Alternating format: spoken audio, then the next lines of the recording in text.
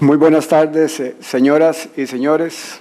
Quiero empezar agradeciendo al Colegio de Abogados por esta invitación para participar en un evento de tanta trascendencia para Costa Rica y sobre todo para un sector tan vulnerable como históricamente lo ha sido los trabajadores.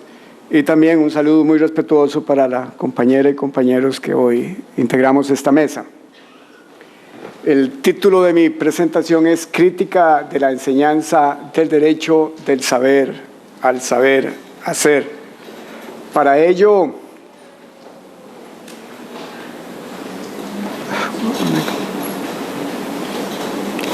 ¿cómo se pasa esto?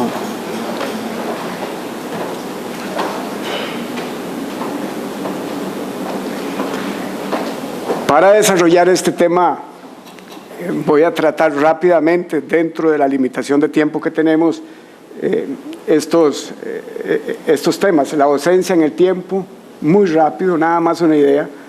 De la zona de confort, qué hacer para superar las deficiencias, cómo estamos enseñando, superando las deficiencias y un par de ideas ahí a nivel de conclusión. Me está comiendo la tecnología, pero ya.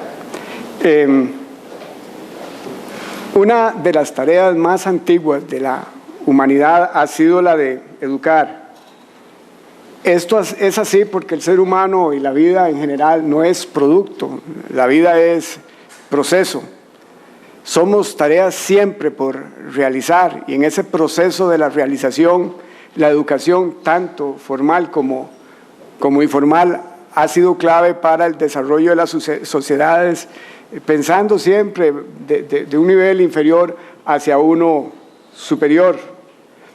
La educación ha sido y es tan importante que uno podría decir que nos constituimos con conocimiento, es decir, con educación, que nos comunicamos con conocimiento y construimos el mundo con conocimiento, al punto de que sería también constatable que los límites de mi vida, los límites de mi ser profesional, los límites en general de todo lo que hago están condicionados o determinados por mi conocimiento, fundamentalmente en las modernas sociedades condicionadas por el liberalismo económico, la apertura comercial, la globalización y las tecnologías de información. Por tal razón, es de fundamental importancia que nos cuestionemos sobre la calidad de la enseñanza, que es lo que voy a tratar yo de hacer muy rápidamente, reitero. En nuestro país, la educación superior ha estado casi a la libre, porque los órganos del Estado encargados de supervisar la calidad de la enseñanza no están cumpliendo su tarea. Por otro lado, en el caso del derecho, no nos hemos cuidado de la calidad de la enseñanza porque existe una demanda altísima de estudiantes que quieren estudiar de derecho. Es decir, nuestras escuelas de derecho, nuestras facultades han estado en una posición de confort. Es tanta la demanda que no hace falta revisarse porque de todas maneras van a llegar en oleadas de cientos y miles de estudiantes a cursar nuestra carrera. Pero no podemos continuar por esa ruta.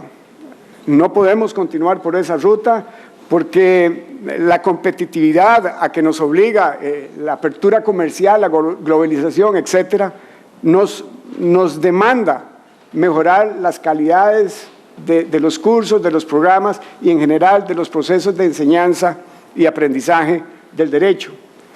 Porque hoy la certificación ante los organismos respectivos de la calidad de la enseñanza es una realidad, aunque lo que esté sucediendo es que se le manda un montón de papel para obtener a cambio una certificación, porque eso no está impactando la cultura de las universidades, pero hoy los procesos de certificación de la excelencia académica son una realidad y esto tiene que obligarnos como facultades y escuelas de derecho a repensarnos.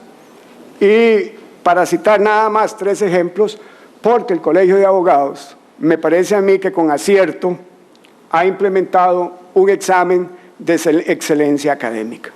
hasta donde tengo entendido, no sé si es un dato informal o formal, no sé si me van a corregir después de lo que voy a decir aquí, pero de acuerdo a lo que se me ha informado, solo un 50% de los estudiantes que han practicado las pocas ocasiones que se ha hecho ese examen ya de excelencia lo han ganado, lo cual viene a ratificar algo que sabemos a nivel generalizado, que la calidad de nuestra enseñanza no está cumpliendo con los estándares que debería tener un país como el nuestro, que tanto ha invertido en educación primaria, secundaria y de orden superior.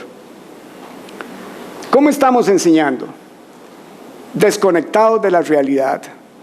Las escuelas y las facultades no se contextualizan dentro de la realidad política, económica y social que vive el país, donde vemos nosotros a las diferentes facultades, a las diferentes escuelas pronunciarse sobre temas de interés nacional, por ejemplo, en relación a las reformas laborales que recientemente se discutieron.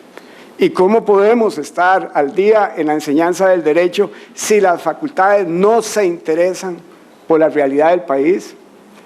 Y si eso ocurre a nivel institucional, pues por supuesto que a nivel de profesores y a nivel de cursos existe un divorcio total. Y esto es grave en la enseñanza del derecho laboral por la sensibilidad que tiene esta materia.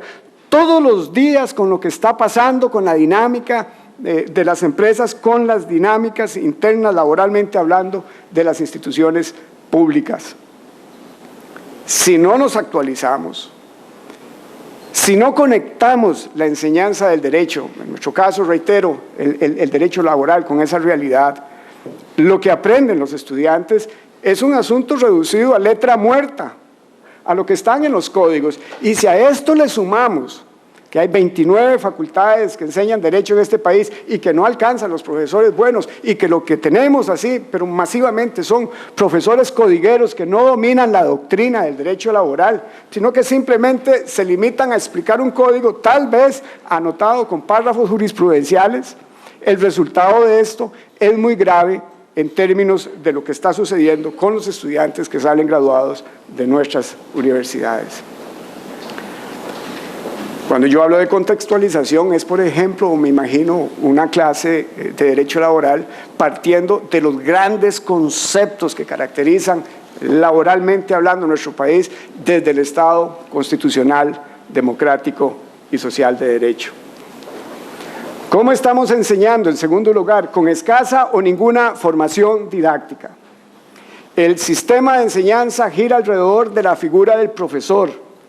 Es un sistema autoritario, unidireccional, donde hay un superior que se planta al frente de la clase y de pie le habla a otros que están sentados, muy ordenaditos, unos detrás de otro, como diría María Montessori, y que casi domesticadamente se limitan a tomar apuntes que se aprenden de memoria y más tarde le devuelven en términos de repetición memorística al profesor mediante un examen.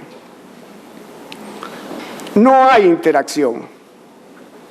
Lo que hay es un sistema autoritario donde se impone un profesor que se supone sabio y dicta clase, y dicta cátedra. Y esto, en el fondo, provoca una instrumentalización del saber. Desde el kinder hasta el día de hoy, incluyendo el examen de excelencia académica que se debe rendir ante el Colegio de Abogados, todo el sistema está instrumentalizado. Siempre se enseña con la idea de que el educando aprende para devolverle a alguien conocimiento y no como un fin en sí mismo. Desde pequeñitos, desde que estamos en el kinder, la maestra o el maestro nos pide: hagan un dibujito de la familia y llévenselo a sus padres para que el papá se alegre. Y después viene la escuela y los alumnos hacemos exámenes a cambio de una nota, a cambio de un título. Es un sistema bulímico. Siempre hay que devolver lo que se aprende de memoria a otra persona a cambio de una nota, hasta llegar al nivel en que nos encontramos, donde todavía tenemos que venir aquí a demostrarle al Colegio de Abogados que hemos aprendido para a cambio obtener el título de abogados, ignorando que lo más importante del proceso educativo no lo es el profesor en ningún escenario. Lo más importante siempre que se está en un aula es el estudiante, y el profesor debe tener la habilidad y la capacidad de mediar, generar confianza y lograr que ese proceso de aprendizaje, que esa relación que se establece en el aula sea de excelencia. No basta con los conocimientos teóricos, hay que combinar conocimientos teóricos con prácticos. ¿Cómo estamos enseñando? Con planes de estudios y mallas curriculares desactualizadas. Claro, aquí hay un problema del Estado, a partir de este famoso mito de la ingobernabilidad, donde las oficinas no funcionan. Cuando las escuelas intentan actualizar sus mallas curriculares, la institución del Estado que le corresponde responder a esas demandas dura 6, 7, 8, 10 años reconociendo nuevas materias. Se desconocen los planes de estudio de la carrera. Los profesores no conocemos los planes de estudio de las carreras, mucho menos los estudiantes. Y si los profesores y los estudiantes no conocemos los planes de estudios, no sabemos cuál es la visión, misión de esa escuela o de esa facultad. ¿Y cómo orientar seriamente un proceso educativo si no se sabe hacia dónde se quiere ir? Y eso es un problema del país. Cuando un presidente de la República reconoce públicamente que una cosa es verla venir y otra cosa es hablar con ella, ahí en el fondo lo que está haciendo es, no estaba preparado, no teníamos plan de gobierno. Y esto lo digo no con el ánimo de generar ningún sentimiento morboso en relación a quien gobierna, es que es la cultura costarricense. Y eso permea hacia abajo y penetra todas las estructuras y consiguientemente también las escuelas y las facultades de Derecho. Antes de que me digan que estoy utilizando la falacia de la generalización, lo reconozco porque a nivel de facultades privadas de Derecho hay algunas que están haciendo unos esfuerzos muy importantes por hacer las cosas diferentes a como yo las estoy describiendo en este momento.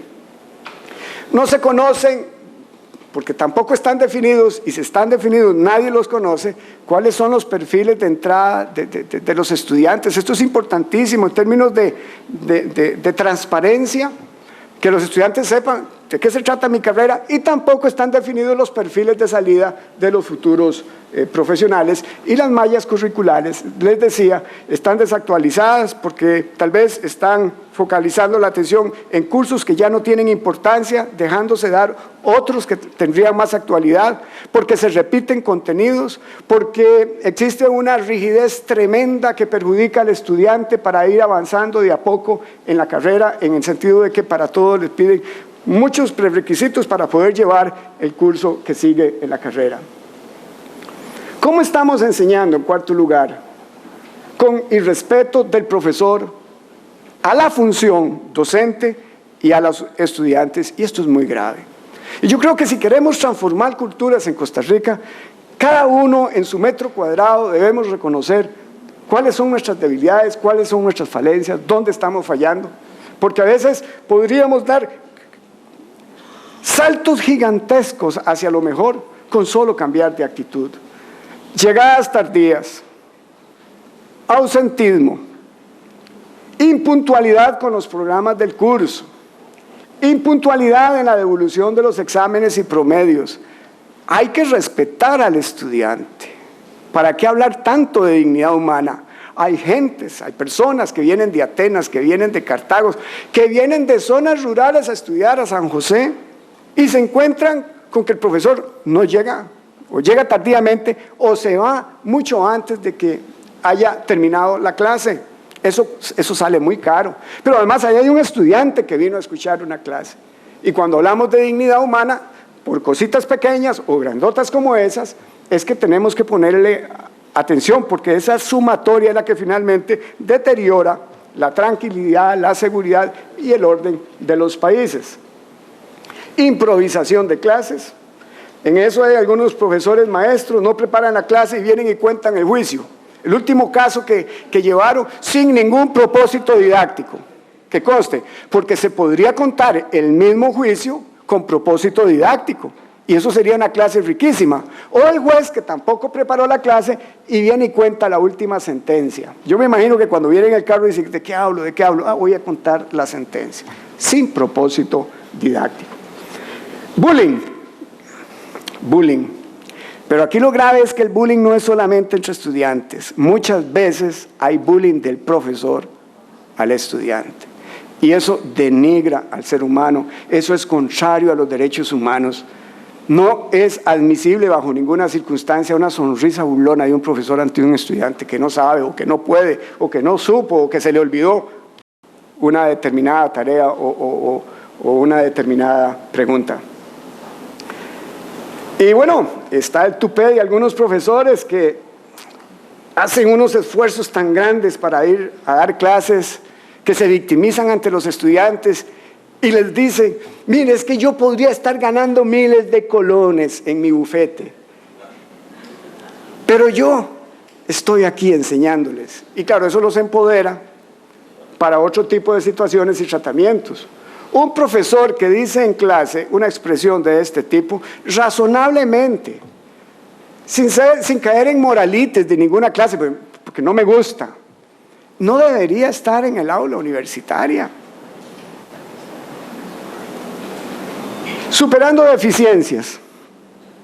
Yo pienso que para superar deficiencias, y ahí me incluyo, porque normalmente lo que sucede es que un día nos llamaron, publicó un libro, un artículo, y alguien de la facultad o de la escuela lo leyó y le hicieron una llamada telefónica. Mire, Alex, ¿usted sabe Derecho Constitucional? Sí, por ahí escribió un artículo. Mire, ¿no querría darnos una clase? Claro, por supuesto. ¿Y cuándo comienza el curso? No, el lunes, y quizás es jueves. Y el programa, bueno, pase ahí a la oficina, alguien se lo da, un aprestamiento. No, hágala como pueda. Y ahí va uno, ¿verdad? Sin ninguna, 5 minutos. Sin ninguna inducción. Entonces, lo primero que uno debería plantearse a la hora de dar clases es meditar. ¿Qué significa ser profesor? ¿En qué me estoy metiendo? ¿Cuáles son las obligaciones que implica esta tarea? Tenemos que modificar las formas en que damos clases y romper esa idea de que el profesor es la figura estelar de la clase y que se produzca un tránsito entonces del profesor hacia el estudiante. Hay que replantear los objetivos de la educación. Yo aquí no estoy inventando nada, esto está más que analizado a nivel mundial, y entender que hay cuatro grandes objetivos, aprender a conocer, es decir, lo que siempre hemos hecho, llenarnos de teoría, pero esa teoría hay que combinarla con el hacer, con la práctica, para llenarnos de habilidades y destrezas. Si nos aprendemos las partes del motor en clases, hay que ir al taller, hay que engrasarse las manos y aprender cómo desarmar un motor para hablar de otra carrera. Si hablamos de juicios orales y públicos en derecho penal, pues hay que practicar juicios de oralidad en nuestras clases. Aprender a vivir juntos, que tiene que ver con el tema de los valores. Eso es un asunto totalmente olvidado en las escuelas y las facultades de Derecho, y se pierde una enorme oportunidad para transversalmente, desde que se entra a la universidad, hablarle al estudiante de esos grandes pilares que definen y sobre los cuales se construye el Estado constitucional, democrático y social de derecho. Me imagino en una clase de laboral hablando sobre los derechos relacionados con el trabajo que están contemplados en la Constitución política. Y aprender a ser, es decir, aprender a encontrar el sentido de la vida, entendiendo que el estudiante siempre es el fin último de cualquier proceso de enseñanza, sin dejar de lado que es un estudiante que se ubica en una realidad política, económica y social, y que eso debe implicar en la clase también enseñarle sobre valores relacionados con igualdad, justicia social, solidaridad, orden, bien común, etc. Implica cambiar metodologías de aprendizaje, implica un proceso de enseñanza autónomo, constructivo, donde sea el mismo estudiante quien le dé valor al conocimiento, construya su propio conocimiento y sea él quien le otorgue el valor a ese conocimiento para el examen, para la carrera, pero también por el resto de la vida. Esto significaría además nuevos cursos. Es una barbaridad que se tarde, que se extienda tanta la carrera de Derecho y no se nos enseñe a litigar, que no se nos enseñe estrategias de litigación, teoría del caso, que no se nos hable de oratoria jurídica, que no se nos hable en una materia como la nuestra en esta tarde laboral sobre negociación y conciliación. Esos deben ser en la modernidad cursos fundamentales tan importantes como el derecho penal, el derecho comercial o esas materias históricamente tan respetadas en nuestras carreras.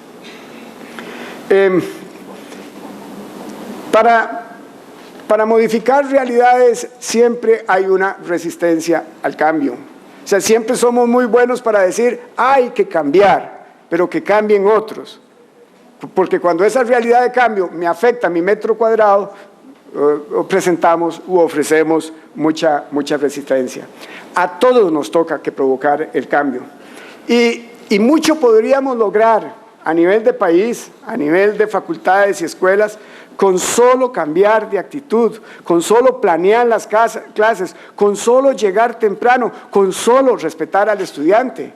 Podemos transformar nuestra sociedad y ser de las mejores universidades a nivel latinoamericano, con todo lo que el Estado ha invertido en educación, con solo cambiar de actitud y esto a cero costos.